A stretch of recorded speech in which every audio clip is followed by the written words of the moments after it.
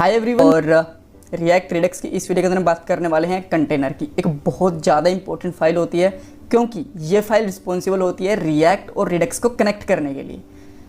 Video start करने से पहले मैं आपको बता देता हूँ कि इस वीडियो में से आपको कोड टाइप करने की जरूरत नहीं है। सारा का सारा कोड मेरे गिटहब अकाउंट के ऊपर मिल जाएगा आपको। मैं यहाँ पे जैसी वीडियो बनाता हूँ उसके साथ साथ पास करता रहता हूँ मैं यहाँ पे, राइट।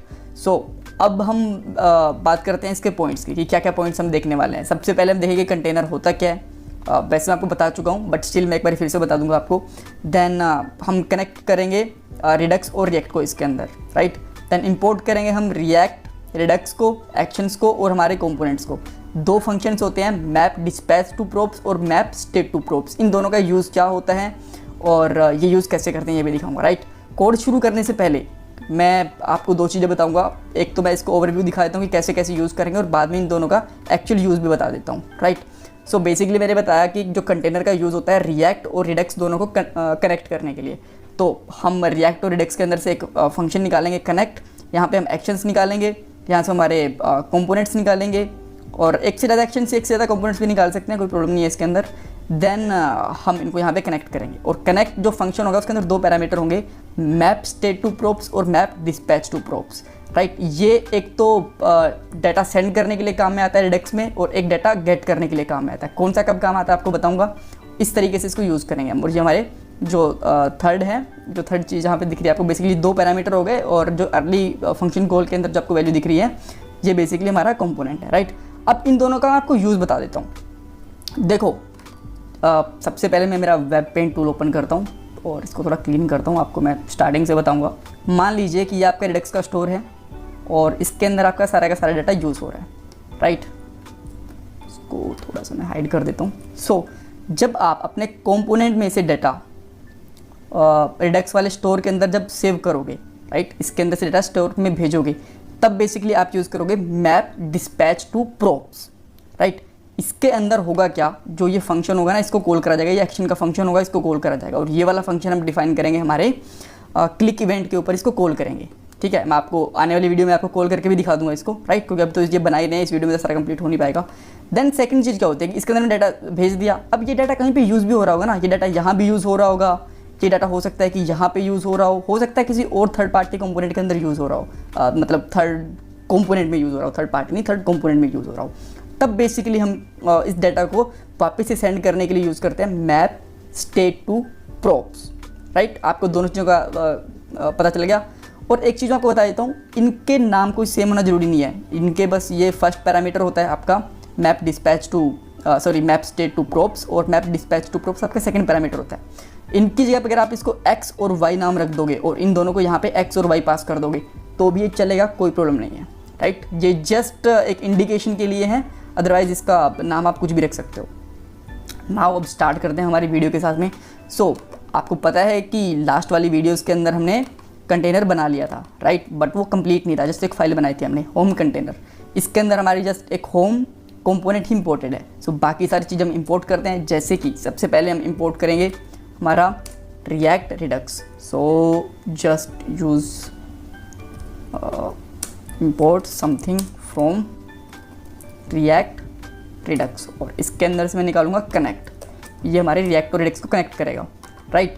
देन हमें क्या निकालना है, इसके अंदर कंपोनेंट हमारा निकल चुका है, अब हम निकालेंगे हमारा एक्शन, राइट।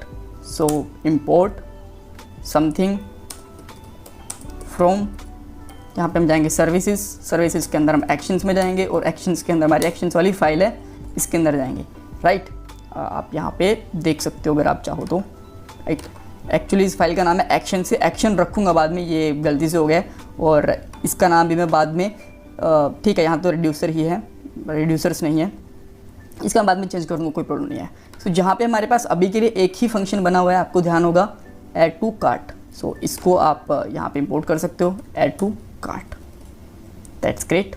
और इस लाइन को भी जो डिफ़ॉल्ट एक्सपोर्ट है इसको हमें कमेंट करेंगे बाद में, या फिर अभी कमेंट कर देते हैं, इसको कोई प्रॉब्लम नहीं है, राइट। इसको सबसे लास्ट में रखते हैं, यहाँ पे हमारा कोड करते जाते हैं। और अब हमें दोनों चीज़ें डिफाइन यहाँ पे यूज़ करनी है, मैप डिस्पैच टू प्रोप्स और मैप स्टेट टू प्रोप्स। तो इनको हम यहाँ पे डिफाइन करते हैं, राइट। ये एज एन कॉन्स्टेंट डिफाइन कर सकते हो आप। मैं यहाँ पे कॉन्स्ट ले लेता हूँ कॉन्स्ट के अंदर मैं map state to props use करता हूँ और यहाँ पे बेसिकली यूज़ करूँगा मैं dispatch as an arrow function. और यहाँ पे इस तरीके से हम एक फंक्शन बनाएंगे हम यहाँ पे जो कॉल होगा हमारे रिएक्ट वाले कंपोनेंट से। तो मैं यहाँ पे लिख देता हूँ add to cart handler, right. आप चाहो तो सेम नाम भी रख सकते हो, कोई प्रॉब्लम नहीं है, बट मैंने यहाँ पे डिफरेंट रख दिया। इसके अंदर कुछ डाटा आएगा तो हम यहाँ पे डाटा रख देते हैं, राइट। एंड देन यहाँ पे मैं करता हूँ फिर से डिस्पैच, तो ये वाला पैरामीटर है हमारा डिस्पैच, राइट। और डिस्पैच के अंदर हम कॉल करेंगे add data to add to cart, right. और बेसिकली एक फंक्शन है तो इसके अंदर हमारा डाटा पास हो जाएगा। सो यहाँ ये वाला फंक्शन हम कॉल करेंगे हमारे रिएक्ट वाले कंपोनेंट से। इसके अंदर डाटा होगा हमारा पैरामीटर और ये add to cart action call करेगा यहाँ पे, right. No confusion.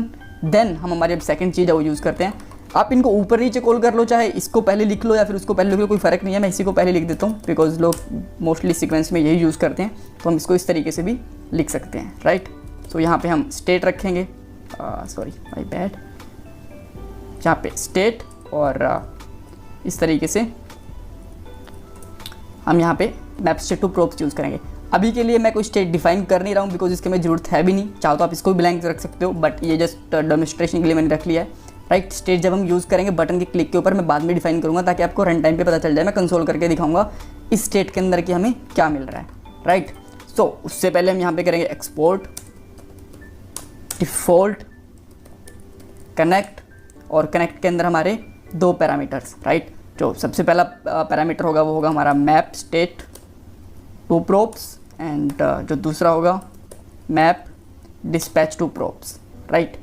And early call के अंदर हम हमारे जो होम कंपोनेंट है उसका नाम डाल देंगे यहाँ पे, राइट। परफेक्ट। सो हमारा कंटेनर बेसिकली रेडी हो गया है और आपको पता है कि ये बेसिकली ऑलरेडी कॉल हो ही रहा है हमारे app.js के अंदर, यहाँ पे आप देख सकते हो, राइट। तो तभी हमें ये वाला कंटेंट मिल, सॉरी अभी के लिए एक्चुअली हमने ये कर दिया तो आपको आउटपुट कुछ दिख नहीं रहा होगा, क्योंकि अगले वाली वीडियो के अंदर हमें जो index.js है इसके ऊपर हमें रैपर बनाना है, ठीक है, रिडक्स का, ताकि ये पूरे रिडक्स यहाँ पे कंट्रोल हो पाए। एंड स्टोर वगैरह डिफाइन करेंगे, आपको एक्चुअली स्टोर दिखेगा भी कि स्टोर क्या होता है। हम बहुत बार स्टोर बोलते रहते हैं, जैसा कि मैं यहाँ पे आपको दिखाया भी था स्टोर बना के कि वो क्या था। तो वो भी आपको दिख जाएगा कि कहाँ पे होता है, कंसोल करके मैं आपको दिखा दूंगा, राइट। सो आई होप आपको आइडिया चल गया होगा कि कंटेनर क्या होता है। कुछ क्वेश्चन है तो मुझसे कमेंट बॉक्स में पूछ सकते हो। चैनल को सब्सक्राइब करना, वीडियो को लाइक करना बिल्कुल मत भूलना, बिकॉज अभी तो जस्ट स्टार्टिंग है। हम एक नॉर्मल एग्जाम्पल लेंगे, फिर एक प्रोजेक्ट भी बनाएंगे रिएक्ट विद रिडक्स के अंदर, right. So thanks for watching this video, bye bye, take care.